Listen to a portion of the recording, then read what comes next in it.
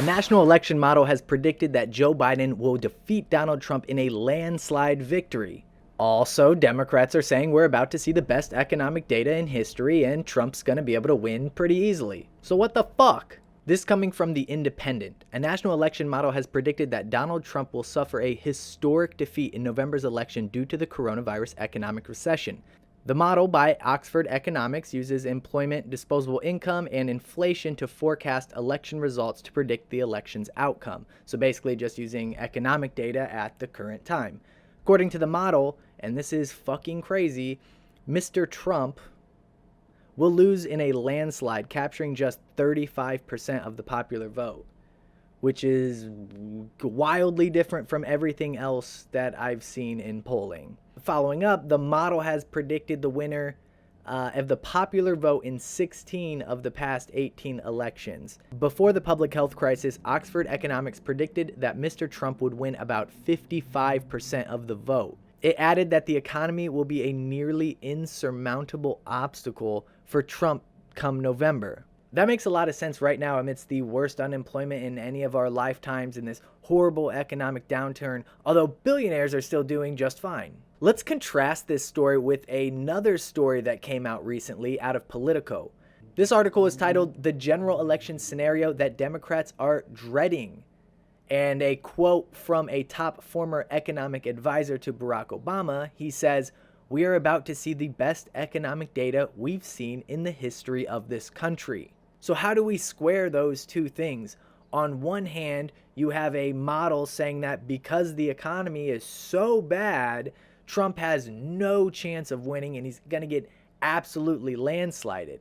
And on the other hand, we have top economic advisors saying, hey, this economy is about to turn around and we're about to see some of the best economic data we've ever seen. So once the ship turns around and it starts going in the positive, as long as that's before the general election, we're going to see weeks and probably months, maybe quarters consecutively of huge growth. Even if the economy still sucks and we're worse off on election day than we were a year or 2 years before, as long as every day the news is telling us about the huge gains in the economy and all the billionaires are happy and letting us know how great the economy is, then everyone's gonna believe that the economy is great. Mark my words, we could have 10-15% unemployment for 2 years and people will still be thrilled with how Trump handled the economy, so long as the data keeps coming back positive. And because the left has already invested in calling this current situation a recession,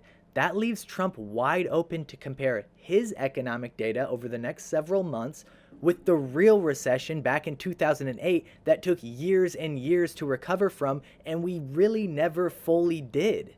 So when you go back and look at Obama's recession jobs numbers, and they're a couple 100,000 a month, and Trump's able to come and say, well, my recession jobs number are a couple million a month, how do you think that's going to play? It's going to say that Trump made more jobs much faster than Obama. And it will be true because we're comparing apples to oranges. They're just not the same thing. But Democrats never think that far ahead. So every day, voters who are undecided or not sure if they're going to vote or are maybe Biden's or they're maybe Trump voters, they're going to be hearing every day that the economy is killing it, that we are coming out of this recession much better than we did the other one. And now I don't want to say Democrats want this crisis to continue. That is playing exactly into the GOP and conservatives' hands. That's what they want people to think as well. But it is just true that once these jobs come back, once the economy turns around, it's going to look really good for Trump. So while it's great that we have this super great poll that shows Biden winning by 20 points in a landslide, and it would take a miracle to favor Trump, we're probably going to have a miracle. We're probably going to have the greatest economic data in the history of this country coming out over the next several months. And if that doesn't happen, that means a whole lot more people are dying. This is an absolute I don't want to say lose-lose because they're not equivalent. People dying is infinitely worse than people not dying and Trump being reelected, but that might then just lead to more people dying. It sucks. It's a shitty situation right now.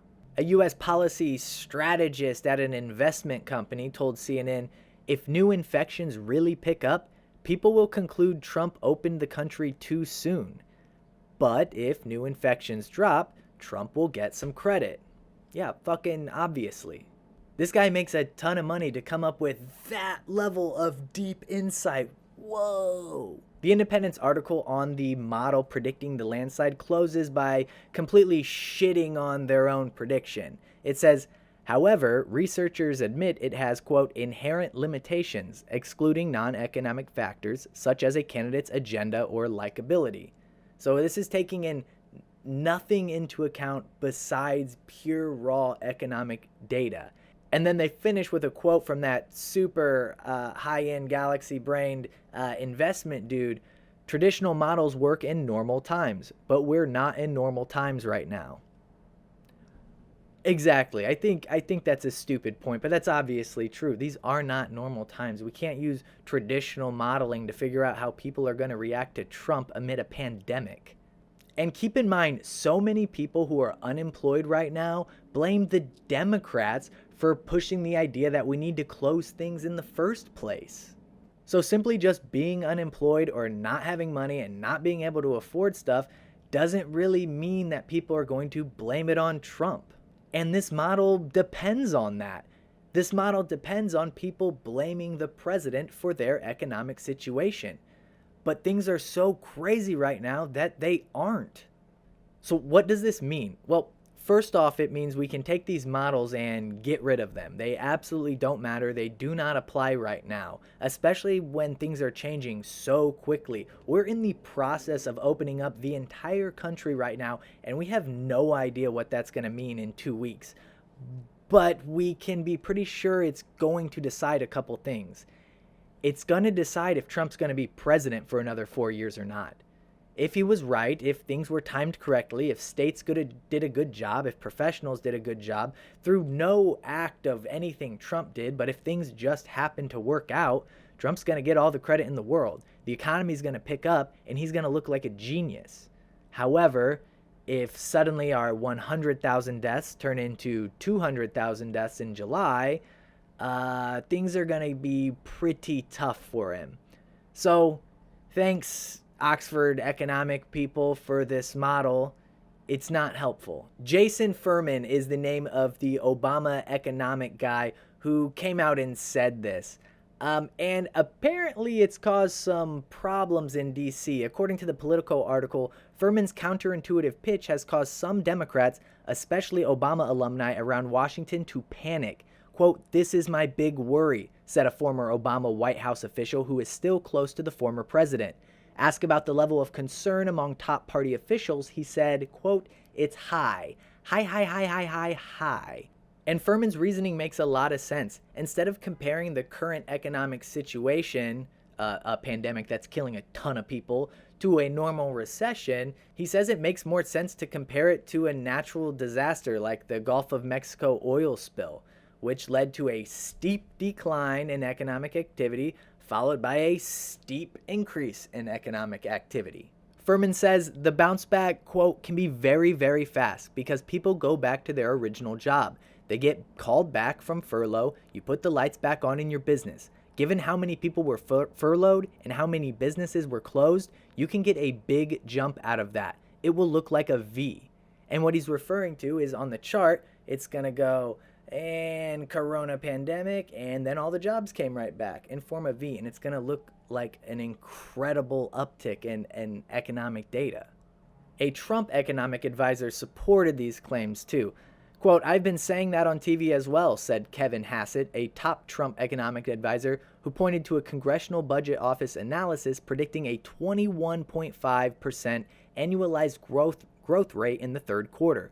Quote, "If CBO is correct, we will see the strongest quarter in history after the weakest in Q2.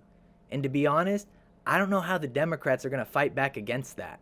Republicans are really counting on this continuing to kill Democrats, unfortunately, because Donald Trump doesn't give a shit about you. And so long as that stays mostly true and the pandemic doesn't reach deep into rural America, and so long as the economic recovery actually starts happening and the number of cases don't increase exponentially and jobs start coming back and stocks continue to rise, it's going to be tough. I don't really see Trump losing if that's the case. We will know in just a couple weeks. It's not going to take long. We're either going to have a massive second wave in a couple weeks or we won't. Maybe we'll have a second wave in the winter, but that's probably going to come shortly after the election in late November and December and January and the really cold months. Not to mention that polling data right now suggests that Trump beats Biden on the economy even right now amidst the pandemic. So Democrats don't really have a leg to stand on. They essentially need the economy to keep sucking if they're going to win, but they can't actually want that. Can they? I don't think they do. I think Democrats want what's best for the country. I just think they're really bad at getting it, and they're completely willing to lie to themselves to keep themselves rich and not help people. So what do you think? Do you think we're going to have a spike in coronavirus cases in the coming weeks that's going to absolutely derail Trump's re-election campaign? Or do you think that we might do this right and a combination of health professionals and businesses and just everyday people like me and you doing what we can to stay safe might prevent the coronavirus crisis from getting any worse? In which case the economy is going to boom and Trump's definitely going to win re-election. So what do you guys think is going to happen? Let me know in the comments below. Don't forget to like this video and please subscribe to this channel so I can keep making videos like this. Until next time, this has been Run It Back.